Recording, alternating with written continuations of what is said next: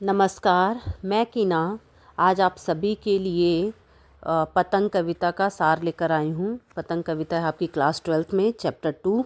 ठीक है, इसमें जो बाल सुलभ इच्छाएं एवं उमंग से जो ओतप्रोत कविता है पतंग, इसके कवि हैं आलोक धनवा। ठीक है, आलोक धनवा की क्या है, ये एक लंबी कविता है।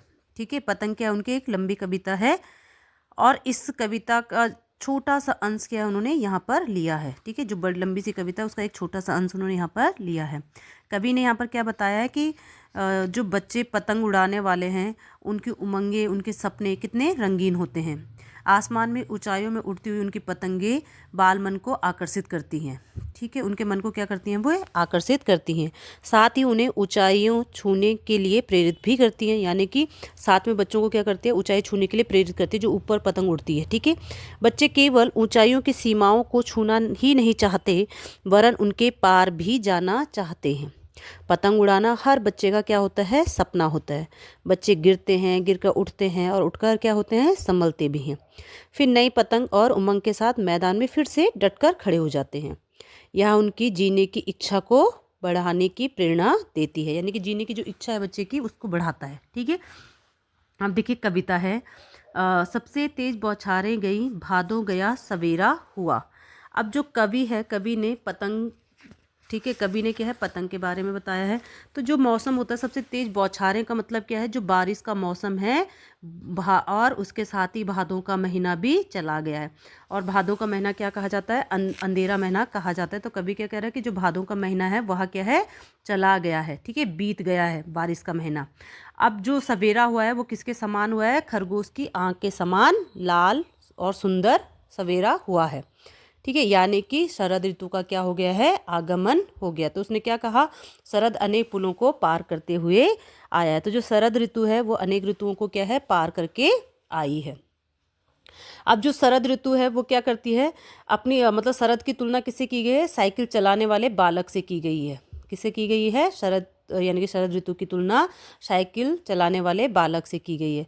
तो कवि शरद की सुबह का मानवीकरण करते हुए कहता है, बताता है कि वह ऐसा जान पड़ता है जैसे कोई अपनी चमकीली साइकिल को तेज चलाते हुए सबका ध्यान क्या कर रहा हो, अपनी ओर आकर्षित कर रहा हो। तो यानी कि तेज तेज घंटी बजा करके वो क्या कर रहा है, अच्छा, और चमकीले इशारे कर रहा है। और जो छोटे बच्चे हैं, जो पतंग उड़ाने वाले बच्चे हैं, उन बच्चों को बुला रहा है, उन बच्चों के झुंड को अपनी ओर बुला रहा है। ठीक है, फिर कवि क्या कहता है कि मौसम इतना साफ है, आकाश को इतना मुलायम बनाते हुए, यानी कि मौसम इतना साफ है कि पतंग क्या है, आराम से उड़ सकती है। ठीक है, मौसम साफ है, हवा थोड़ी तेज चलने लगी है, यानी कि जो हवा है वो भी तेज चलने लगी बारिश के बाद।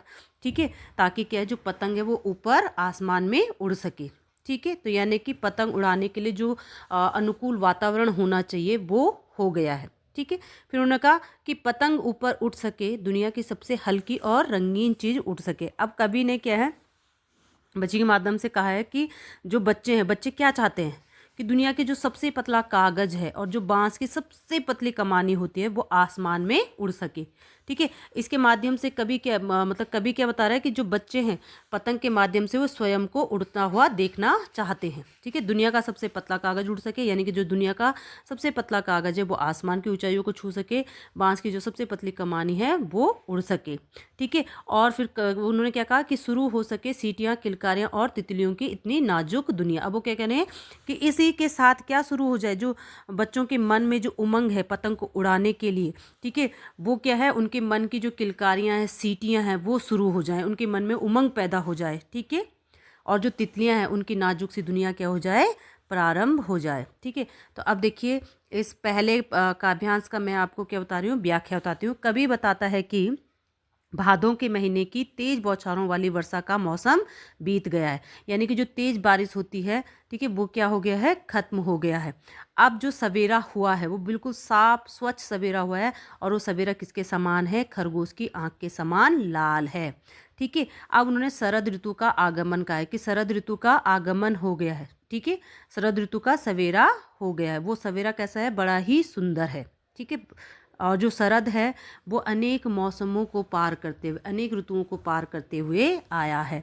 तो अब कवि क्या है, यहाँ पर शरद की तुलना किससे कर रहा है, साइकिल चलाने वाले बालक से कर रहा है। ठीक है, कभी कहता है शरद की सुबह जो है, मतलब शरद को क्या है, एक मनुष्य की भांति उन्होंने बता दिया है।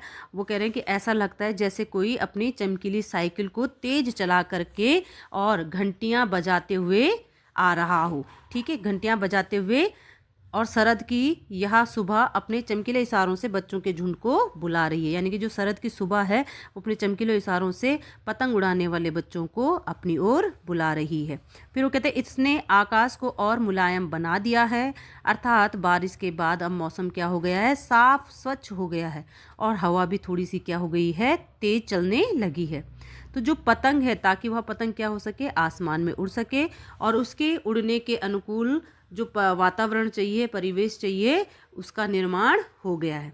ठीक है, अब उन्होंने कहा बच्चे चाहते हैं दुनिया की सबसे पतले कागज़ और बांस की पतली कमानी को आसमान में उड़ाना और इसके माध्यम से स्वयं भी उड़ना चाहते हैं। पतंग यहाँ बच्चों की बाल सुलभ इच्छाओं का प्रतीक है। यानी कि जो छोटे बच्चों की जो इच्छाएं होती हैं, उन इच्छाओं का क्या है, प्रतीक है क्या, पतंग। कवि आगे कहता है कि बच्चे चाहते हैं कि पतंग ऊपर उड़ सके और उनकी जो उमंग भरे मन की जो किलकारियाँ हैं, उनकी दुनिया शुरू हो जाए। यानी कि उनकी किलकारियाँ और सीटियों वाली दुनिया क्या है, शुरू हो जाए।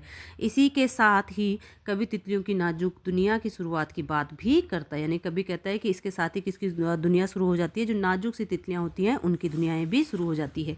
ये सभी बच्चों के कोमल मन और उनकी उमंग भरी इच्छाओं के प्रतिनिधि बिंब हैं। यानी कि ये सब किसके लिए लिए हैं उन्होंने, बच्चों की कोमल, जो बच्चों का मन है, कोमल मन है, ठीक है, उसमें जो उठी उमंग है, इच्छाएं हैं, उसके रूप में इन्होंने इसको यहाँ पर प्रतिबिंबित किया है। ठीक है, अब देखिए सेकंड पैराग्राफ है आपका, जन्म से ही वे अपने साथ लाते हैं कपास। अब कवि क्या कहता है, कवि यहाँ पर क्या कर रहा है, बच्चों की कोमल एवं उनके मन, कोमल मन, उनके शरीर, ठीक है, उनके शरीर और जो उनके अंदर उत्साह भरा हुआ है उसके बारे में बात करता है। ठीक है, किसके बारे में, बच्चों के कोमल शरीर के बारे में, मन के बारे में और उनके अंदर जो उत्साह भरा है उसके बारे में बात करते हैं। तो कवि कहता है कि जो बच्चे हैं वे जन्म से ही अपने साथ क्या लाते हैं, कपास जैसी कोमलता लेकर आते हैं। यानी कि जो बच्चे, उनकी भावनाएं क्या होती हैं, कोमल होती हैं। जैसे जिस प्रकार से कपास क्या होता है, कोमल होता है, लचीला होता है, उसी प्रकार से वो कह रहे हैं कि जो बच्चे हैं उनका भी क्या होता है, मन, भावनाएं कोमल होती हैं, लचीलेदार होती हैं। फिर उन्होंने कहा पृथ्वी घूमती हुई आती है उनके बेचैन पैरों के पास। अब कवि क्या कह रहा है, जो बच्चे हैं उनके पैर कैसे हैं, बेचैन है, चंचल पैर। ठीक है, और बच्चे देखोगा आपने एक जगह नहीं रुकते हैं। ठीक है, एक जगह क्या नहीं है, बच्चे रुकते नहीं है। तो जो उनके बेचैन पैर हैं वो क्या है, चारों तरफ घूम रहे हैं। तो यानी कि ऐसे लग रहा है मानो पृथ्वी उनके बेचैन पैरों के पास क्या है, दौड़ दौड़ करके मतलब घूम करके आ रही है। और बच्चे क्या है, बेसुध होकर, किसी चीज़ की सुध नहीं है उन्हें, और वो क्या है, घूमे जा रहे हैं। फिर वो कहते हैं छतों को भी नरम बनाए हुए। यानी कि जिस समय वो क्या दौड़ते भागते रहते हैं, ठीक है, वे उस समय क्या कठोर पत्थरों एवं सतह वाली छतों को भी क्या करते हैं, मुलायम कर देते हैं। यानी कि जिस समय वो चारों तरफ दौड़ते रहते हैं, ठीक है, बिल्कुल सक्रिय रहते हैं, उस समय जो बच्चे होते हैं वे कठोर पत्थरों वाली या सतही वाली छतों को भी क्या कर देते हैं, मुलायम कर देते हैं। यानी कि फिर मुलायम समझते हैं। दिशाओं को मृदंग की तरह बजाते हुए जब वे पींग भरते हुए चले आते हैं। अब जो कवि है, कवि क्या कह रहा है कि ये क्या करते हैं, ये बच्चे इतने उत्साहित होते हैं कि वे दिशाओं को अपनी बोलियों से मृदंग की भांति झलंकृत यानी कि कंपायमान कर देते हैं। ठीक है, उसमें एक कंपन पैदा कर देते हैं वो अपनी बोली के मृदंग से। ठीक है, कोमल एवं लचीला शरीर लिए हुए ये बच्चे क्या करते हैं, जब दौड़ लगाते हैं तो कवि को उनका दौड़ना झूले की पेंग की भांति लगता है। ऐसा लगता है जैसे झूला क्या कर रहा हो, पेंग भर रहा हो। ठीक है, जैसे झूला झूलते हैं ना, तो उनका शरीर उस समय ऐसा लगता है जैसे झूला झूल रहा हो। ठीक है, डाल के जो लोचदार लचीलापन होता है वो जैसे लहर रहा हो, ऐसे प्रतीत होता है। कब, जब बच्चे पतंग के पीछे भागते हैं। फिर उनका छतों के खतरनाक किनारों तक उस समय गिरने से बचाता है उन्हें सिर्फ उनके ही रोमांचित शरीर का संगीत। अब जो कवि है, कवि क्या कह रहा है कि जो बच्चे हैं, ठीक है, वे अपनी धुन में पतंग उड़ाते उड़ाते जब कभी क्या है, छतों के किनारे यानी कि मुंडेर तक पहुंच जाते हैं, किनारे पहुंच जाते हैं, तब ऐसी स्थिति में उनका जो उल्लासित शरीर है, ठीक है, उल्लासित और रोमांचित जो शरीर है, उनके शरीर का संगीत ही उन्हें क्या है, गिरने से उस समय बचाता है। ठीक है, यानी कि नीचे गिरने से उनका शरीर का लचीलापन जो है, ठीक है, जो खुशी है, जो रोमांच उनके अंदर चल रहा है, वो संगीत ही उन्हें क्या है, बचाता है गिरने से। ठीक है। पतंगों की धड़कती ऊंचाइयां उन्हें थाम लेती है महज एक धागे के सहारे। अब कभी क्या कह रहा है कि जो जो बच्चे हैं, ठीक है, जब बच्चे क्या कर रहे हैं, बच्चे क्या कर रहे हैं, जब पतंग उड़ा रहे हैं तो जो ऊंचाई पर पतंग धड़क रही है, धड़क रही है, वो क्या है, जब बच्चे गिरने वाले होते हैं तो महज जो धागा होता है वो धागा ही उन्हें क्या है गिरने से बचा लेता है, उनका सहारा बनता है। ठीक है। पतंगों के साथ साथ वे भी उड़ रहे हैं अपने रंध्रों के सहारे। अब जो कभी क्या कह रहा है, जो बच्चे हैं ना वो अपने रोमांचित शरीर के कारण ही क्या है बचे हुए हैं। ठीक है। दिल की धड़कनों वाली ऊंचाइयों पर उड़ती पतंगे मानो उनकी डोर से इन बच्चों को थामे संभाले हुए है। ठीक है। तो उनको क्या है, उनके शरीर की जो रंध्र है ना वही उनको सहारा है। ठीक है। उन्हीं के द्वारा वो बचते हैं। अब इसका काव्यांश देखिए। कवि कहता है कि बच्चे तो जन्म से ही अपने साथ कपास जैसी कोमल भावनाएं एवं लचीलापन लेकर आते हैं। ठीक है। जो उनका शरीर होता है वो क्या होता है, लचीला होता है। ना केवल उनकी भावनाएं श्वेत यानी स्वच्छ, पवित्र एवं कोमल होती हैं, बल्कि उनकी शारीरिक सक्रियता भी देखते ही बनती है।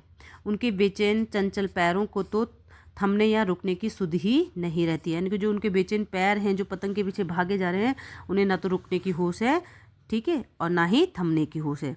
वे हर समय भागते दौड़ते रहते हैं, सक्रिय रहते हैं, जीवंत रहते हैं। वे कठोर पत्थरों एवं सतहों वाली छतों को भी क्या कर देते हैं, मुलायम कर देते हैं। उनकी उमंग इतनी उत्कट, धुनी इतनी तीव्र एवं सक्रियता इतनी बलवती होती है कि सभी दिशाएं उनकी सक्रियता की ताल में मृदंग की तरह बजने लग जाती हैं, ढोल की तरह बजने लग जाती हैं। कभी कहता है कि बच्चे इतने उत्साहित होते हैं कि वे दिशाओं को अपनी बोलियों से मृदंग की भांति झनकृत और कंपायमान कर देते हैं। कोमल एवं लचीलापन शरीर के लिए हुए ये बच्चे जब दौड़ते हैं तो कभी को उनका दौड़ना झूले की पेंग की भांति लगता है, डाल के लोजदार लहराव की तरह प्रतीत होता है। ठीक है। वस्तुतः कभी यहाँ बच्चों की कम उम्र और उसके अनुरूप उनमें उपस्थित शारीरिक लोच यानी कि जो लचीलापन होता है उसकी ओर संकेत करना चाहता है। कभी कहते हैं कि जो बच्चे हैं वे अपनी धुन में पतंग उड़ाते उड़ाते जब कभी छतों के खतरनाक किनारों तक पहुंच जाते हैं तो ऐसी उस स्थिति उत्पन्न हो जाती है कि जो उनका शरीर होता है, शरीर का जो रोमांच है, जो उल्लास है, जो संगीत है, वही उन्हें क्या है गिरने से बचाता है। कभी ऊंची उड़ती पतंग की डोरी के सहारे की बात कहकर यह बताना चाहता है कि अत्यंत एकाग्र एवं तल्लीन भाव से बच्चे क्या करते हैं, पतंग उड़ाने में लगे हुए होते हैं और उड़ती पतंग के साथ साथ उनके मन की बाल कल्पनाएं भी क्या है उड़ान भर रही हैं। कवि ने बच्चों की कल्पना प्रवण मानसिकता को उपरोक्त बिंबों के माध्यम से स्पष्ट करने की कोशिश की है। बच्चे अपने रोमांचित शरीर की अदृश्य लय के कारण बचे रहते हैं। दिल धड़काने वाली ऊंचाइयों पर उड़ती पतंगे मानो अपनी डोर से इन बच्चों को थामे रहती है। अब है तीसरा काव्यांश। अगर वे कभी गिरते हैं छतों के खतरनाक किनारों से, तो कभी कहता है कि अगर वो कभी छतों के किनारों से मुंडेर से अगर गिर गए और गिरने के बाद और बच जाते हैं, तो तब अगर वो गिरने के बाद बच गए तब वो और भी अधिक निडर होकर सुनहले सूरज के सामने आते हैं। यानी कि जो स्वर्णिम सूरज होता है उसके सामने वो खड़े हो जाते हैं फिर से बिल्कुल निडर होकर के। अब उन्हें गिरने का डर भी नहीं है। अब वो गिरने का डर भी क्यों समाप्त हो गया है, क्यों समाप्त हो गया है, जब वो एक बार गिर जाते हैं और बच जाते हैं तब वो बिल्कुल क्या हो जाते हैं, निडर हो जाते हैं। ठीक है। फिर उन्होंने कहा है, एक मिनट,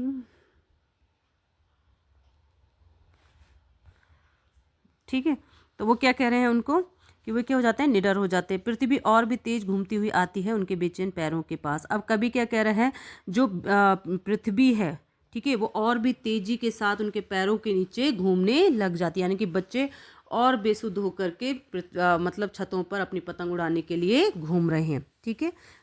इसकी वो देखो व्याख्या। कवि कहता है, यदि पतंग उड़ाते हुए बच्चे छतों के खतरनाक किनारों से गिरते हैं और गिरने के बाद वे क्या है बच जाते हैं, ठीक है, तब वे और भी अधिक निर्भीक हो जाते हैं, यानी कि और भी अधिक निडर हो जाते हैं और उनका जो साहस है वो बढ़ जाता है। वे और भी अधिक निडर होकर स्वर्णिम प्रकाश वाले सूर्य के सम्मुख आते हैं तथा उनकी अनवरत चपल गति का अनुसरण करती पृथ्वी और भी तेजी से उनके पास चली आती है। वस्तुतः कवि यह कहना चाहता है कि बच्चे अपनी अवस्था में जिस नवीन अक्षय ऊर्जा, आत्मविश्वास एवं संयम से भरे होते रहते हैं, वही उन्हें भावी युग परिवर्तन का संवाहक बनाती है। वास्तव में वे इस धरती पर नई चेतना के प्रस्तुतकर्ता बनकर जन्मते हैं और बढ़ते हैं। वे ही आगे चलकर सामाजिक अभ्युदय के कर्णधारों की भूमिका का निर्वाह करते हैं। ठीक है, अब हमारा ये जो पतंग चैप्टर है ये क्या हो गया है, ख़त्म हो गया है। तो आप लोग इस चैप्टर को अच्छे से सुने होंगे, समझे होंगे। ठीक है, तो आप इसके क्वेश्चन आंसर पेपरों में ज़रूर आते हैं। तो चैनल वीडियो पूरा देखने के लिए बहुत बहुत धन्यवाद।